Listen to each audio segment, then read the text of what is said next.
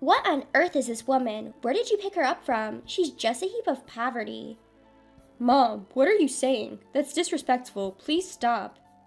You said there's someone you want me to meet. I thought she'd be some kind of socialite, and yet, what is this woman? Wearing such plain and cheap clothes, with nails like an old lady, and hardly any makeup. She's no woman, she's done. I will absolutely not allow you to marry this person. Quiet. People like this, poor people, they give me allergies. Get out at once. Dear, you're going too far. Stop it. It's shameful. That's enough. I'm marrying Emily. It's me who's getting married. I won't let you complain. Emily, let's go. My name is Emily. George proposed to me after 2 years of dating. We've been too busy at work to meet each other's parents. I went to George's parents' house to announce our engagement, and this happened. I was heartbroken at how bad it started. His mother seems to want George to marry a rich lady. Apparently, there was a lot of disagreement when George's older brother got married too. George and I discussed what to do from here. And that day marked the beginning of the phone attacks from my mother-in-law. Are you really thinking of marrying George? Yes, I want to start a family. Don't you feel it's impossible for you to start a family with George? Let me be clear, there is a world of difference between George, who grew up in a wealthy family, and you who grew up in a poor family. It's like a homeless person marrying a celebrity.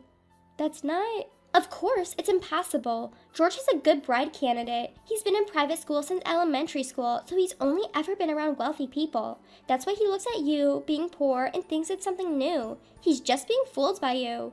I'm not deceiving him. I fell in love with George, even if he had no money. Ah ha ha ha, don't make me laugh. You have no right to fall in love with George. Exclude yourself immediately. So you're saying you won't accept our marriage? Finally got it? I've been saying that from the beginning. I can give you severance pay, but for someone of your class, how about a single quarter? Listening to my mother-in-law, it was truly a parade of disrespect, and I had lost the strength to fight back. When I told George about this, he immediately called his mother. Mom, what did you say to Emily on the phone? What? I just told her the truth. George, you're old enough now. Why don't you consider an arranged marriage? I already refused the arranged marriage talk, didn't I? It's me who's getting married. I won't marry anyone but Emily. Don't contact Emily anymore. Hold on, George. You can't speak to your mother like that. Wake up. What the heck? I don't get what you're saying. Moreover, stop treating Emily like she's poor. What's wrong with calling a poor person poor? A girl raised by poor folks is no good woman. I'm saying this for your future, so think about it. There's no need for that. I'm marrying Emily, so just leave us alone. George really argued with my mother-in-law. Seeing that, I felt relieved, but my mother-in-law's attack wasn't over that easily. I was so overwhelmed with anxiety, wondering if it was a good idea to get married in this state. I discussed with George, and we decided to get married without a ceremony, only by registering our marriage. Then, it was resolved that we would no longer go to his family's house, and then the calls from my mother-in-law stopped abruptly. I was feeling happy and living a normal, newlywed life, but about a year later, we were told that we needed to attend a celebration for my father-in-law's longevity as a couple, and it was something we couldn't ignore, so we attended the celebration meal. My father-in-law had always been a fan of a fancy French restaurant and had an old relationship with the owner, who had made a reservation. On the day of the meal, "Oh, you're quite late." "We're not late, so it's not right to say we're late. Anyway, Dad, congratulations." "Father-in-law, congratulations. This is from George and me." "Thank you. You didn't need to bother. I'll greatly receive it. This is great."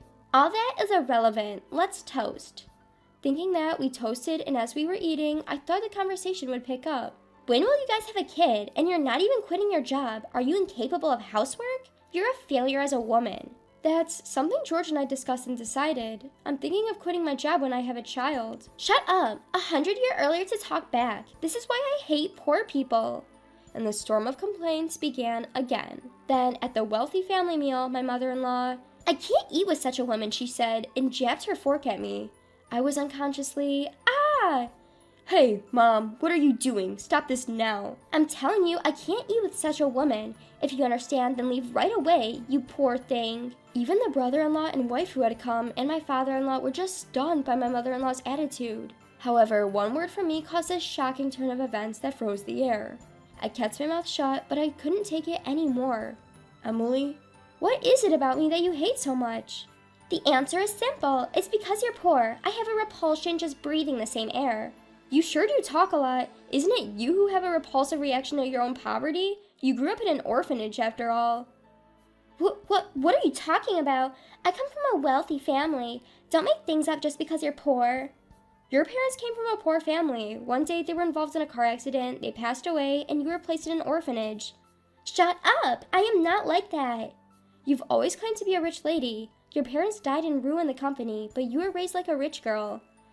Yes, that's right. Of course I am. This woman is lying. Kick her out right now. You know Mrs. Lisa from Brooklyn, my best friend's mom, right? Lisa from Brooklyn? Lisa from Brooklyn, same name as the wife of our company's president. That's right, the wife of the president of your company, my friend, their daughter, had been working overseas and we hadn't met often, but when I visited her home after a long time, her mother was there and we started talking about my marriage. Then, Lisa from Brooklyn told me that she grew up in an orphanage, and guess what? She was in the same orphanage as you, mother-in-law. No, that's a lie. There's no proof. I was shocked. I didn't think that you grew up poor, lost your parents, and were placed in an orphanage. I didn't hear anything about this. Explain it to me properly. Did you trick me when we got married? No, it's not like that. Why would you listen to such a woman? It's obviously a lie. You need to stop this at once, lying woman. It was then a woman appeared. You're still as messy as ever, not even showing a hint of manners. You're blinded by money and have zero learning ability. Who are you? This is a private reservation. I'm Lisa from Brooklyn. Long time no see. Or rather, we haven't met since we left the orphanage. Lisa from... Yes. Don't tell me you've forgotten. We promised back in the orphanage, didn't we? To find a rich man and live a wealthy life. I got married to a company president and made my dream come true. My husband knows that I grew up in an orphanage and I've been devoted to him. After all, I have nothing but gratitude, right, George? You know about this, don't you? Mrs. President, good to see you. Of course I do. You're really a lovey-dovey couple and it's famous within the company. I always admired you guys. It's enviable. Even though you have such a great son, what were you doing? Could it be you've been doing something like a fraud filled with lies? Stop it. Can you just leave? No way. I can't just stand by when my daughter's best friend is in a pinch. You've been doing unnecessary things like that for a long time. Stop interfering. I've just come to share the truth. Is it bad to tell the truth? You must be joking, right? Just leave. My mother-in-law's face turned pale as she watched. Right in front of her was her former best friend from her time at the facility. And then Cherry continued her story. Jasmine was wayward since middle school, skipping school, hanging out with the wrong crowd, getting scolded when caught. Stop it, please. Lack of enthusiasm for high school, barely attending classes, going through guys from the local gang. It was rumored that she was a wicked woman who couldn't say no. Stop it! Moreover, when you mentioned Razor, Jasmine, there was nobody who didn't know. A winning gang leader, a figure that was avoided and not approached. Parents weren't there to keep her in check. It was thought impossible for such a horrid woman to marry. It was like you married the CEO of Cornerstone Real Estate. Quite the scam. Hey, what does this mean? What do you have to say for yourself? I haven't heard any of this. At company parties, didn't she complain about feeling unwell? I don't think she's ever attended. She's just a clueless gangster. Her real nature would soon be exposed. That's why she has the nerve to be a con artist. So that's why you always felt ill when it came to parties. I thought it was strange, but this is the reason. That's not true. Please listen to me. There's no need to listen to your stories. No way. Cherry just told us the truth. I don't want to hear any of your lies. Please don't bully Emily. After all, her father is a major shareholder of our company. There's no way a major shareholder could live in such an old apartment. Major shareholder? You must know the architect, Mr. Michael. So what? That's irrelevant now. Leave already. Michael is Emily's father. Huh? What are you saying? Michael is known worldwide, and he is said to work in a large mansion built on a vast piece of land in the mountains.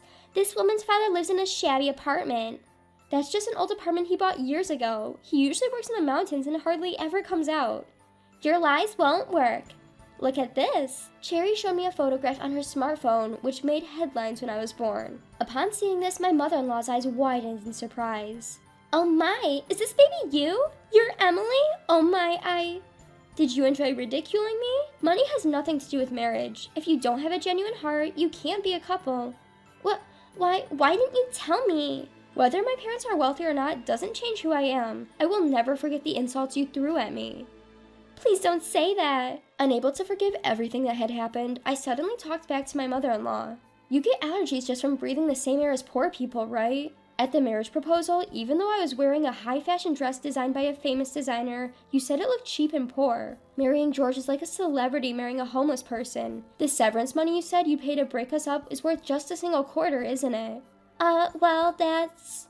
You judge people based on your own selfish assumptions. Just because a family has money, anyone is fine. Such a barbaric way of thinking. Enough with your nonsense. Tears started to well up in my eyes out of frustration, and I didn't stop there. I heard about what you said from Cherry before our marriage. Moreover, my parents told me that happiness cannot be decided by money. It's your trustworthy partner. Trust in yourself. Emily, knowing that, why did you still want to marry me?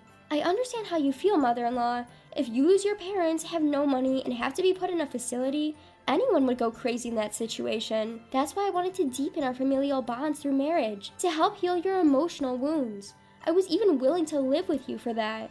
I didn't know anything about you. I can't understand if you don't tell me. You insulted me before we could have that conversation. I was planning to keep this to myself, thinking of your hardship, but I couldn't bear it any longer. That's why I broke down crying.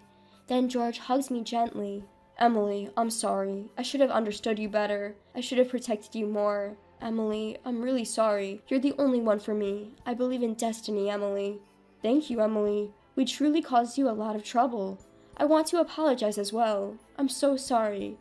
Father-in-law, please don't apologize. You are a respectable man. Thank you, Emily. Although it was meant to be a celebratory meal for my father-in-law, it ended up like this, and I felt incredibly guilty. My mother-in-law lost her ground and left the scene hastily. No one went after her. It seems she was later kicked out by my father-in-law, agreed to divorce, and left the house. Without any family to rely on, my mother-in-law probably had to start her life all over again from scratch. It must have been a hard start. I was worried about my father-in-law, so I decided to live with him at his house and quit my job. Most importantly, I was happy to be pregnant, and in just another 6 months, I'll be a parent. My father-in-law was overjoyed, and we called Cherry to celebrate. I feel so fortunate to be able to raise a child surrounded by a loving family. George, we have to work harder for the child that will be born to us.